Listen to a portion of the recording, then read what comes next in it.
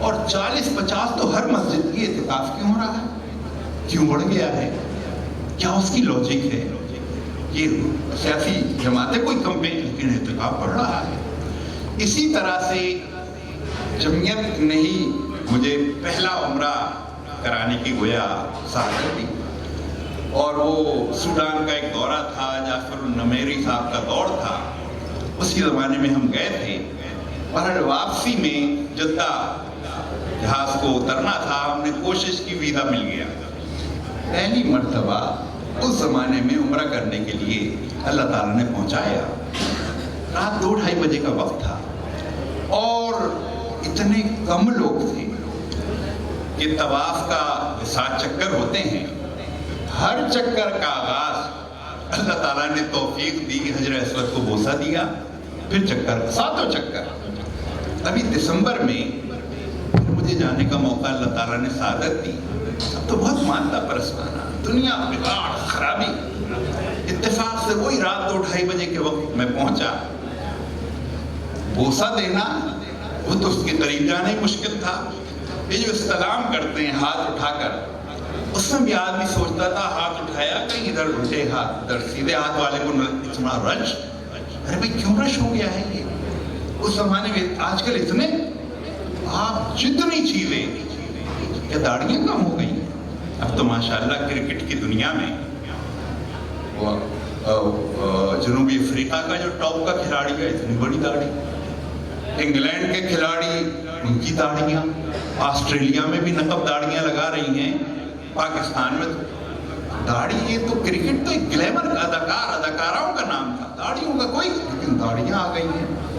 یہ پردہ یہ کیا کم ہو گیا ہے؟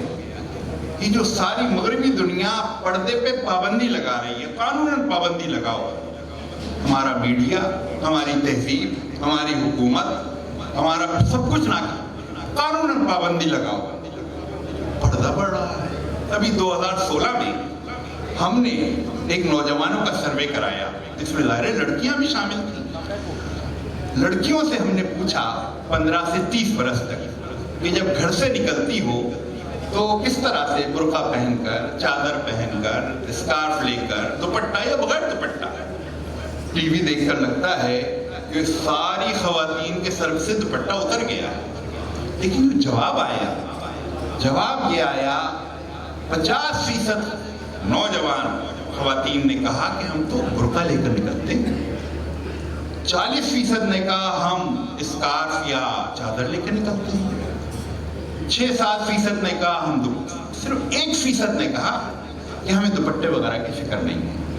جب یہ رزلٹ آیا ہمارے پاس ہمیں خیال آیا یہ کچھ غلط ہو گیا ہے، اور ظاہر ہے آج کل تو سروے میں لاکھوں روپے خرچ ہوتے ہیں، ہمیں لگا یہ پیسے ضائع ہو گئے، لیکن اتفاق سے اسی زمانے میں کراچی یونیورسٹی کی طرف میرا جانا ہوا، اور کراچی یونیورسٹی میں جب میں پڑھتا تھا تو بمشکل 20-30% طالبات ہوتی تھی، 70-80% طلبہ، لیکن اب کیفیت ہے بالکل الٹ گئی ہے، 70% طالبات ہیں اور آپ لوگ یعنی مرد اقلیت میں چلے گئے، بمشکل 20-30% رہ گئے۔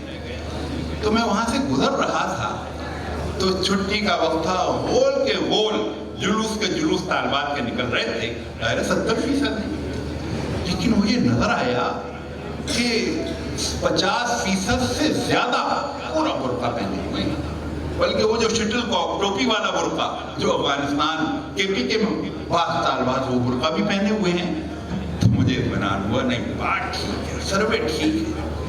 تو میں عرض تو یہ کر رہا ہوں کہ یہ جو 592 ووٹ ساری دنیا، یہ جو علامہ اقبال کہہ گئے تھے کہ کتاب ملت بیضا کی پھر شیرازہ بن گئی ہے، یہ شاخ ہاشمی کرنے کو ہے پھر برگبر پیدا، یہ کوئی ایسی ہوائی بات نہیں تھی، یہ جو حالات ہیں اسٹیج تیار ہو رہا ہے۔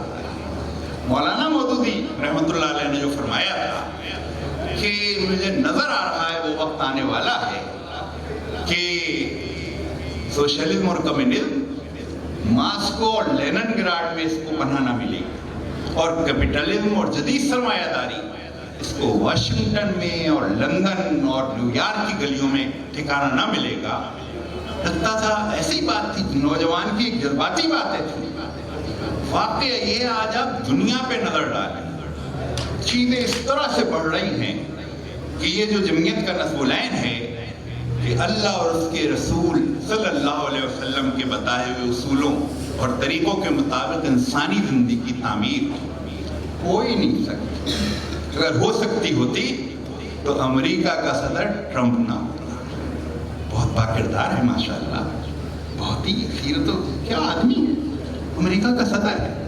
اور یہاں پاکستان میں کوئی ایک پارٹی آپ بتا دیں مجھے جس میں اسکینڈل نہ ہو، جس کا اسٹیٹ بینک کی فہرستوں میں نام نہ ہو، جس کا پاناما لیکس میں اور پتہ نہیں کن کن چیزوں میں نام نہ ہو.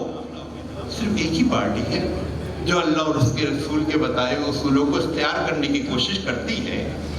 اسی پارٹی کے حوالے سے وہ جسٹس کو بھی کہنا پڑا کہ اگر 62-63 نافذ ہو جائے تو وہ تو بس ایک ہی آدمی رہ جائے گا. تو اس لیے حالات اس طرف تیزی سے بڑھ رہے ہیں. اور پھر ہم سحری تک کہاں ہیں وہ موسیٰ مجاہد صاحب؟ وہ سحری لینے گئے. ہاں سے یاد لے رہا تھا سحری تک کرنا ہے نا، یہ جلدی ختم کرنا ہے، جلدی کرنا ہے. چلیں تو آخری بات یہ کہ قرآن حکیم میں اللہ تعالیٰ نے جو عبدالغفار عزیز صاحب نے اصحاب کہف کا تذکرہ کیا، چند نوجوانوں کا، اور اس میں بھی گویا پیغام یہ ہے. بظاہر تو وہ بالکل مایوس تھے. مایوس سے مراد یہ کہ حالات بالکل کوئی اجازت نہیں تھی، وہ غار میں پناہ لینے آ گئے تھے. تو کیا ایسا ہی ہوا وہ نہیں. وہ تو جب بیدار ہوئے تو ساری دنیا بدل گئی تھی، انقلاب برپا ہو گیا تھا. حضرت یوسف علیہ السلام پورا تفصیل سے اللہ تعالیٰ نے قرآن میں تذکرہ کیا ہے، اور 12 رکوع میں سے 11 رکوع ایک ہی قصہ ہے، احسن القصص. کیا ہے وہ قصہ؟ یوسف علیہ السلام کو انہی کے بھائیوں نے کنویں میں ڈال دیا. قصہ تمام رول ختم، اور بڑے پکے انعامات کیے، اور کہہ دیا بھیڑیا کھا گیا اور خون بھی لگا کے لے گیا. اللہ تعالیٰ نے کنویں سے نکالا اور شاہی محل پہنچا دیا. وہاں وہ پلے بڑھے، جوان ہوئے. خود جوان ہوئے تو پھر ایک مصیبت آ گئی، خواتین کا فتنہ. جیل میں بند ہو فی بضع سنین، برسوں جیل میں رہے. میڈیا سے آؤٹ ہو گیا. انٹرنیٹ، سوشل میڈیا آج کل تو بہت کہیں نہیں تھے، وہ کسی اخبار میں نہیں چھپ رہے تھے، تذکرے میں نہیں تھے، ظاہر غائب. لیکن ایسا نہیں ہوا. پھر کیا ہوا؟ جیل سے وہ نکلے اور کہاں پہنچ گئے؟ تخت شاہی پر بیٹھے. گویا 592 ووٹ لے کر اچانک صدارت مل گئی، حکومت مل گئی. تو وہ اللہ تعالیٰ نعوذ باللہ کیا رخصت پہ چلا گیا ہے؟ وہ اللہ تعالیٰ نعوذ باللہ کیا یہ چھوڑ کر اس دنیا کو کہیں غائب ہو گیا ہے؟ اس سورہ یوسف جو آج تک موجود ہے اور قیامت تک رہے گی، یہ موجودی میرے اور آپ کے لیے ہے کہ قرآن پڑھتے ہو، سورہ یوسف پڑھتے ہو، اصحاب کہف ان کی کہانی پڑھتے ہو، اور پھر یہ نہیں سوچتے کہ وہ رب جس نے قیامت تک کے لیے قرآن کو محفوظ میرے اور آپ کے لیے کیا ہے، سمجھو کہ وہ اسی طرح جو حضرت یوسف علیہ السلام کو تخت شاہی پر بٹھا کر اللہ تعالیٰ نے فرمایا واللہ غالب علی امرہ ولکن اکثر الناس لا یعلمون.